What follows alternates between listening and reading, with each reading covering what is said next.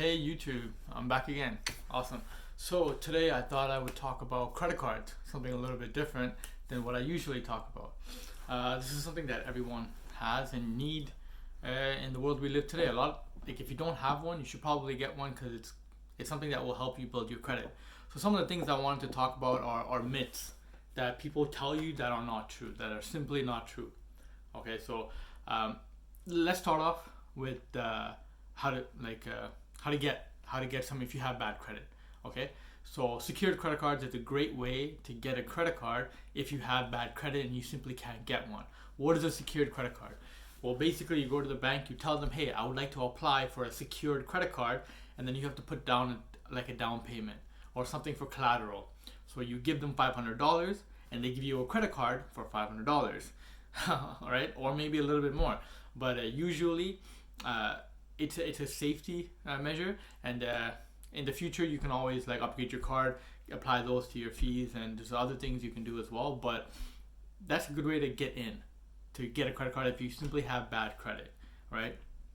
Another way to get a credit card is to piggyback off someone in your family that has good credit. For example, if your mom or dad or uncle have good credit history and have credit cards, right, they can be your co-signer.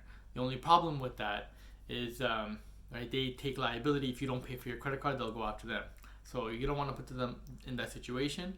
So depending on your relationship with people, it might be better to go with the secured credit card. It might not. It might be better to go and get a co-signer, right? So okay, that's how you get a credit card. All right. Now let's say you got a credit card. Here are some of the things that you want to look for. Okay, I wrote some notes down too, right? So let's say if you get rejected for a credit card, first you're gonna find out why. They will tell you why, so that's something you can work on and fix it. And worst case scenario, you can always get the secured credit card.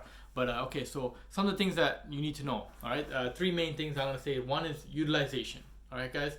So a lot of people say, oh yeah, you can, if you have $1,000 credit card, you should only be using 10% or 50% or so and so, whatever, right? But the rule is 30%, right? You don't want to use more than 30% of your credit. So if you have $1,000 credit card, you don't want to be using more than $300 on your credit card.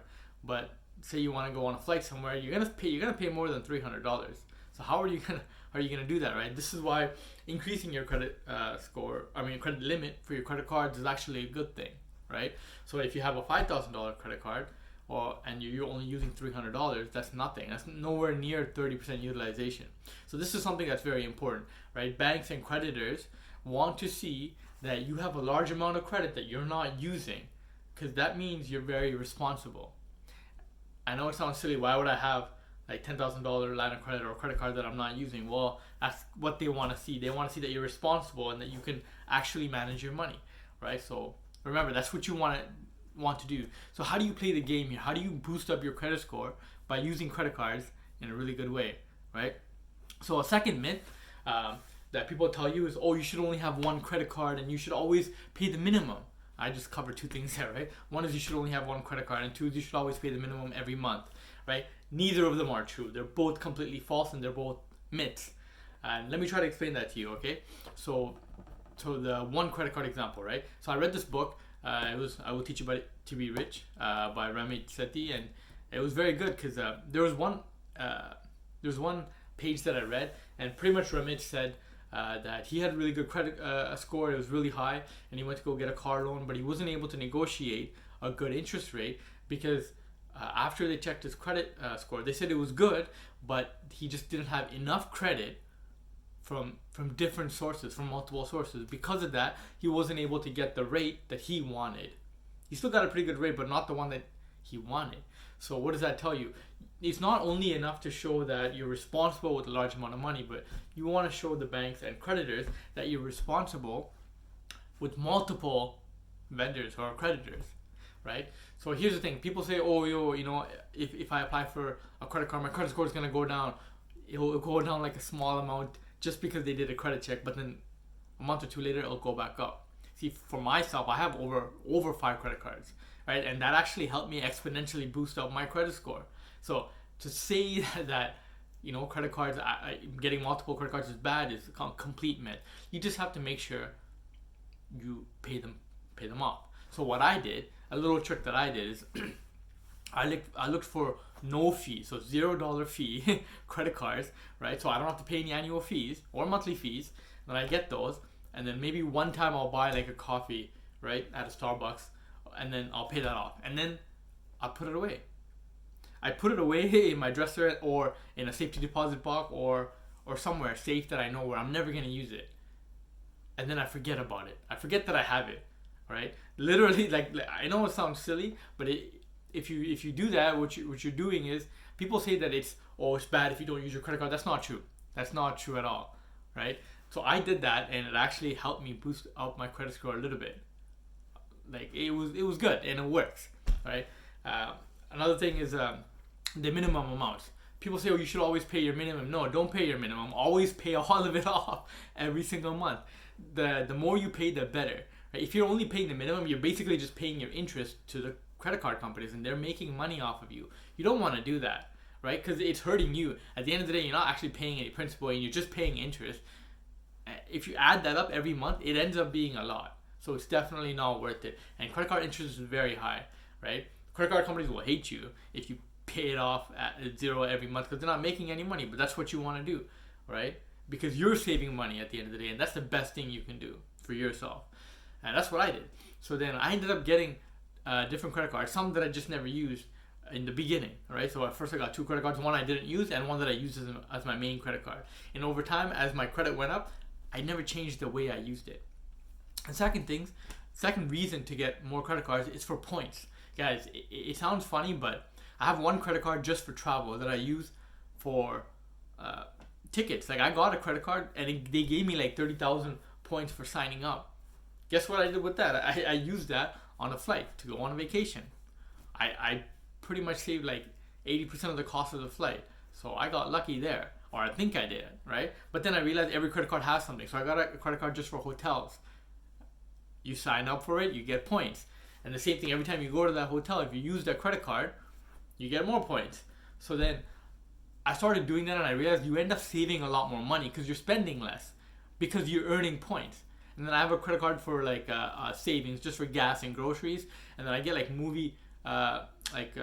what's it called? Gift cards, right? Like from the credit company, because, you know, to spend on movies and stuff like that. Just because I spent on, you know, I collected points by spending on gas and groceries. So by doing this, I get more points. So then at the end of the day, people who use very minimal amounts on their credit card and get credit cards for points will end up saving a lot of money in multiple ways, because they're also not paying for a lot of things. So take that into account, right? So a lot of people, I know it's hard to think, oh, why would I get 10 credit cards? If you're a bad spender and you have a spending problem, don't get it. Obviously don't get it, right? I was lucky. So I remember, like, for work I was traveling, so then I literally left 2 of my credit cards, right, in a safety deposit box, and then I went to travel for work. I came back 6 months later, they worked fine too. I went to go get a coffee with them. But guess what?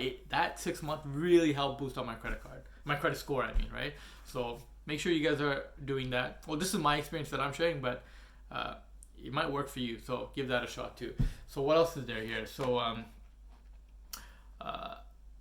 you can and should always pay for more than the minimum. I already talked about that, right? Paying late, guys. Paying late always comes at a high cost.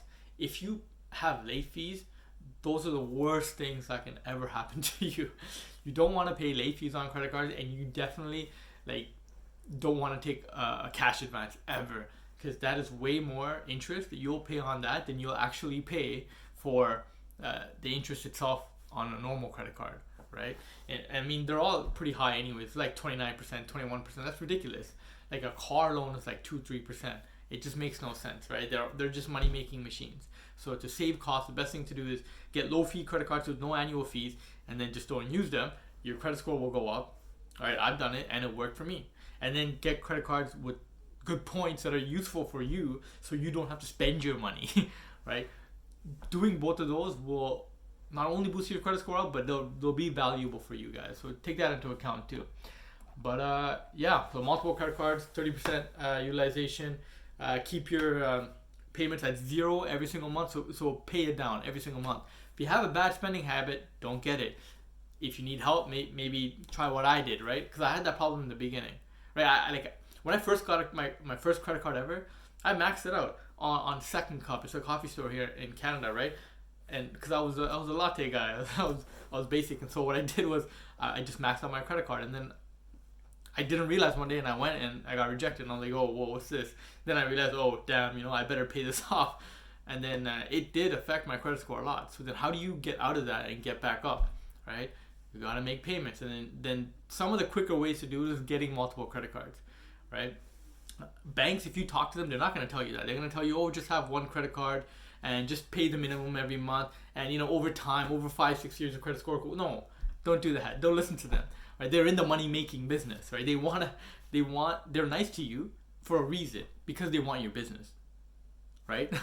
So then that's one good reason to not listen to them, because they're in it for themselves and not for you. They're not looking out for you. So never listen to the banks. That's rule number 1. And rule number 2 is do your own research always, right? Talk to people, do your own research. Everything's on the internet, literally.